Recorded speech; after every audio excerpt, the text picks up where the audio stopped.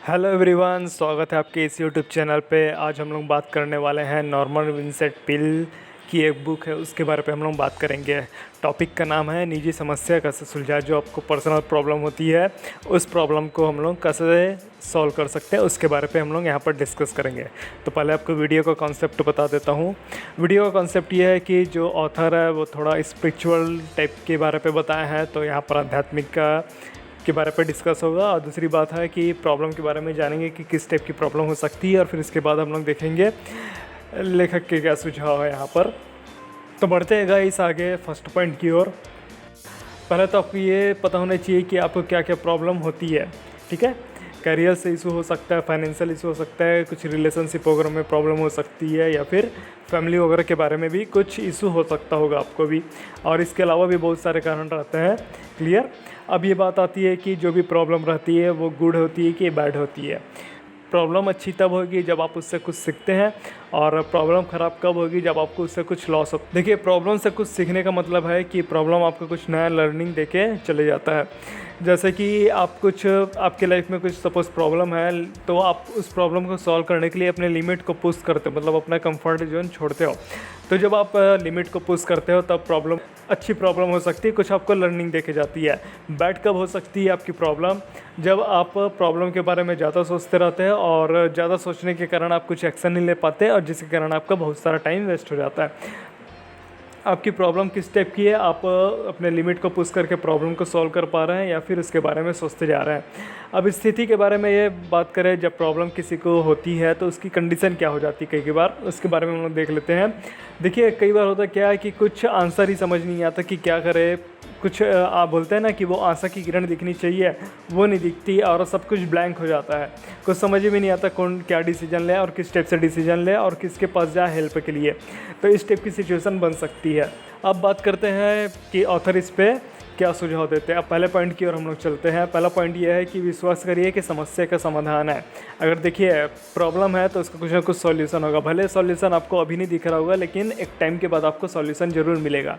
इसलिए आप विश्वास करिए कि इसका कुछ समाधान है, कुछ सॉल्यूशन है। दूसरा पॉइंट ऑथर कहते हैं कि कोई भी स्थिति में शांत रहे। किसी के लाइफ में प्रॉब्लम वगैरह कुछ आती है तो उसके माइंड में बहुत सारी चीज़ें एक साथ चलने लगती है।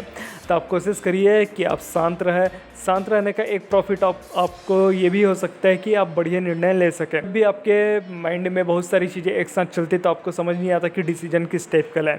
आप जितना ज़्यादा शांत लेंगे उतनी ही आपका डिसीजन लेने की जो कैपेबिलिटी रहेगी वो बेस्ट बनेगी, और उतना ही अच्छा निर्णय आप ले सकेंगे।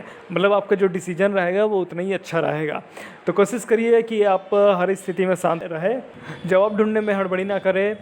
कई बार स्थिति ऐसी हो जाती है कि हम लोग हड़बड़ी करने लगते हैं, कुछ समझ नहीं आ रहा तो जो समझ आ रहा है वो करने लगते हैं।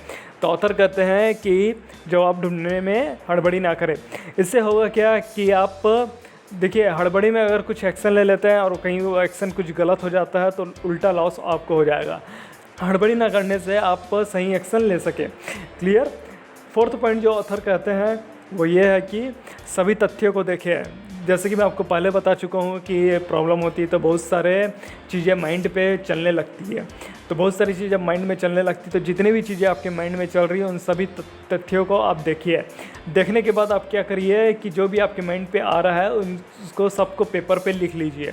पेपर पे लिखने पे क्या होगा, ये आपको मिरर इमेज देगा। मतलब जो आपके माइंड में चल रहा है वो आपके सामने रिटर्न पे रहेगा। इजीली आप फाइंड कर पाओगे कि आपके अंदर क्या चल रहा है। देखिए, माइंड पे रहेगा, चीज़ें बढ़ती जाएगी बढ़ती जाएगी बढ़ती जाएगी, लेकिन जब आप उसको पेपर पे लिख लेंगे तो जो आपको क्लियरिटी हो जाएगी कि एक्चुअली पे आपके साथ हो क्या रहा है। ठीक है। सभी तथ्यों को देखें। उसके बाद फिफ्थ पॉइंट ऑथर कहते हैं कि आशा की किरण हमेशा रखें। जब आप तथ्यों को लिख लेते हैं तब आपको एक आशा की किरण दिखती है कि हाँ, मैं इस प्रॉब्लम को इस स्टेप से सॉल्व कर सकता हूँ। उससे क्या होगा कि आप आशावादी बने रहेंगे और सब कुछ अच्छा होगा। ठीक है, इस टाइप की फीलिंग आती है। जब आपकी फीलिंग अच्छी होगी तभी आपका एक्शन अच्छा होगा। जब आपका एक्शन अच्छा होगा तो आपका रिजल्ट भी अच्छा होगा। ऑथर के ये सब सुझाव है। अब मैं आपको एक्शन स्टेप बता देता हूँ यहाँ पर क्या है, आपको क्या क्या स्टेप लेने चाहिए जब आपको प्रॉब्लम फेस करे। तो 4 टाइप है। पहले पॉइंट पे चलते हैं कि अपने आइडिया सॉल्यूशन को पेपर पे लिखिए। जैसा बताया हूँ कि आपको जो भी माइंड में चल रहा है उन सब चीज़ों को अपने पेपर पे लिख लीजिए, उससे आपको मिरर इमेज मिलेगा। दूसरा पॉइंट देख लीजिए, जब आप पेपर पे लिख लेते हैं तो वहाँ पर बहुत सारी चीज़ें आ जाती है। अब बहुत सारी चीज़ों में से आप उसको उसको छोटा करिए, जो अननेसेसरी चीज़ है उस सब को हटा दीजिए। जो आपको लगता है कि आपके काम की नहीं है वो सब चीज़ों को हटा दीजिए। हटाने के बाद देखेंगे आपको कुछ ही पॉइंट्स मिलेंगे जो आपकी बेसिक चीज़ें रहेगी, उन सब बेसिक चीज़ों के पर ही फोकस करिए। थर्ड स्टेप आप ये लीजिए कि डेडलाइन बनाकर उस पर काम करिए। जो भी आपने पेपर पे लिखा है उस पर काम करने के लिए आप एक डेडलाइन सेट कर लीजिए। डेडलाइन सेट नहीं करेंगे तो काम प्रोक्रास्टिनेट होते जाएगा, मतलब टलते जाएगा। उससे ये प्रॉब्लम फिर क्रिएट हो जाएगी कि आप चीज़ें आपकी पूरी हौच पौच हो जाएगी। तो आप क्या करिए, एक डेडलाइन बनाकर उस पर काम करिए। डेडलाइन कैसे बनाना है उसके बारे में भी आपको बता देता हूँ कि आप क्या करिए, छोटे गोल्स को अचीव करिए। छोटे गोल्स मतलब ऐसे गोल्स को अचीव करिए जिसको आप कम टाइम में अचीव कर सकते हैं। आप ये मत सोचिए कि 1 महीने के अंदर मेरे को 10 लाख रुपए मिल जाए, इस टाइप की नहीं। आप ये कोशिश करिए कि 1 महीने के अंदर 20,000 रुपये की मेरी अर्निंग हो जाए। सपोज़ आपको फाइनेंशियल प्रॉब्लम होती है तो आप अपने कैपेबिलिटी के अकॉर्डिंग करिए कि आप कितने गोल्स, कितने बड़े या कितने छोटे गोल्स को अचीव कर सकते हैं। अपनी कैपेबिलिटी को देखिए। छोटे गोल्स को अचीव करेंगे तो उससे आपका कॉन्फिडेंस लेवल बढ़ेगा, और जितना कॉन्फिडेंस लेवल बढ़ेगा आप लाइफ पे अच्छे डिसीजन और ले पाएंगे। क्लियर। फोर्थ पॉइंट आते हैं, जब आप छोटे डिसीजन को अचीव कर लेते हैं तो 4 पॉइंट पे देख लीजिए क्या है कि फोकस ऑन द नेक्स्ट गोल। आप छोटे गोल्स को अचीव कर लिए हैं, फिर उसके बाद आप देखिए कि मेरा अगला गोल क्या हो सकता है। तो यहाँ पर एक्शन स्टेप के बारे में बता दिया, बुक नेम के बारे में बता देता हूँ। यहाँ पर डिस्क्रिप्शन पर लिंक दे दूँगा, आप वहाँ से इसको परचेस करके रीड कर सकते हैं। और ये बुक को जरूर रीड करिए, बहुत प्रॉफिट करेगा। और बहुत सारे अच्छे अच्छे कॉन्सेप्ट इस बुक में बताएं। कमेंट करके बताइए कि आपको इस वीडियो से क्या सीखने को मिला। लाइक करिए, अगर पसंद आए वीडियो तो शेयर करिए अपने फ्रेंड्स के साथ, जिससे उनके भी लाइफ को भी हेल्प हो सके।